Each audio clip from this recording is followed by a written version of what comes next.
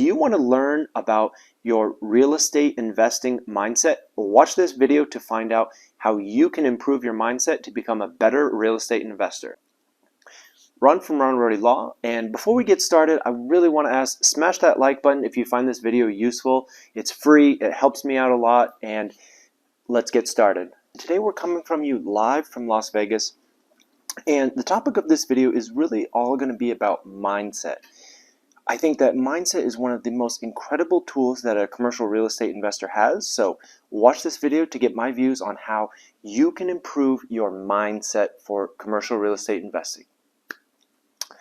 Ron from Rohde Law, and in this video we're here in Las Vegas. It's the wrap up of this really fun conference that I've been able to come out here. To everybody that's here, I find it really interesting. So I happen to be here for a conference for lawyers, and I would say a large majority of these people are just W-2, they work for a large firm, they make good money, but it's very interesting actually talking to them because their mindset is so different. And I think if you're watching this video thinking about making that plunge into more commercial real estate, maybe full-time or maybe just more aggressive of a schedule, the mindset is something that you really have to work on. And what I mean is understand what the risk is, and then you have to be comfortable taking that risk. If you watch one of my other videos with Chihiro, he really thinks about himself as a risk assessment. He is constantly looking at risk, and then he is making a decision based on the information, and then he moves on. And I wouldn't say that he is a stressed person. He's not anxious by any means, because he understands what the risk is. He quantifies and he hedges and he tries to control as much as he can within reasonable bounds, but then you make that decision and you move on with your life. Like button, it's free, it helps me out, I appreciate it. So a perfect example is, you have a car and you have varying levels of insurance. There are people who opt not to purchase comprehensive insurance, right? That's the insurance if somebody just hits you or something falls on your car gets stolen. The insurance company won't cover it if you don't have comprehensive. But that's an optional premium above the state required minimum liability insurance. Now, people will make decisions based on their own lives, based on their cash flow. The value of the cars is a big one, and their perceived risk of that harm occurring, and how badly they weigh the impact to themselves if their car, for example, were to get stolen. Do they want comprehensive insurance? And I think it's a really interesting analysis that people don't think about them making that decision and then moving on. It's harder for people to predict how they're going to feel when the act occurs, but the same is true in real estate. I talk to a lot of people that say, well, I'm scared of X happening. What are the things that you could do to mitigate that from happening? And then what are the odds? What are just rough odds? If it's 80%, is it 60%, is it 30%? I think that a lot of these concerns could actually shrink down to much smaller percentages.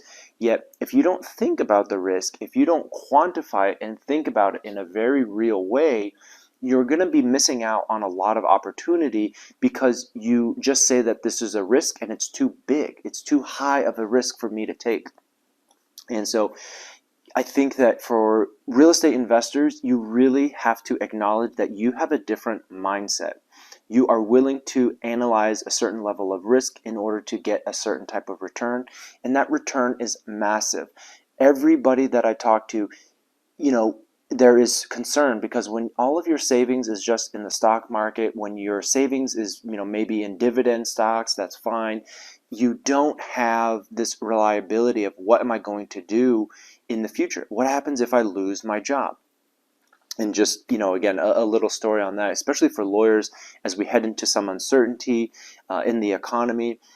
People crave the false security of a W-2 on the perception that, well, my job is secure.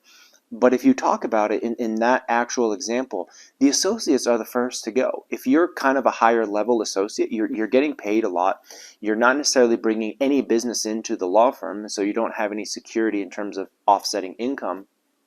But if there's a slowdown and maybe your partner leaves or maybe a big client leaves the firm, you are absolutely on the block immediately. And there is no more security in that W-2 than in any one of my properties where the tenants have a business and we've underwritten the business and they need a place to stay, they need a place to work. That generates revenue on a different type of risk and a different consistency level in my perspective, because I understand the business and I have some control.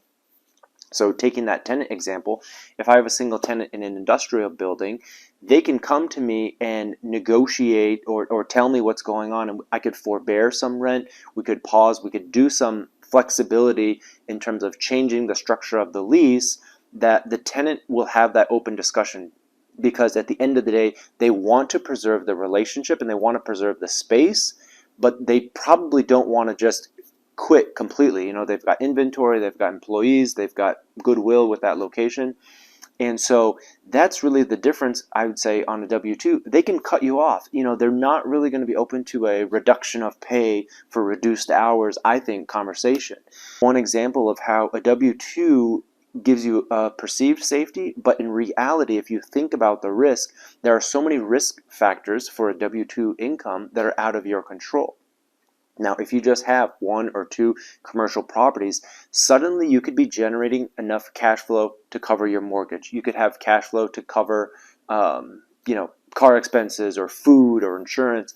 And what you do is, I think my goal is to build up categories of income that are different. They're not correlated necessarily to my job, but they produce income to start to take off these expenses on our monthly balance sheet. And that's huge. It gives me a much bigger sense of relief or calmness, that I can cover XYZ mortgage just with a couple rental properties.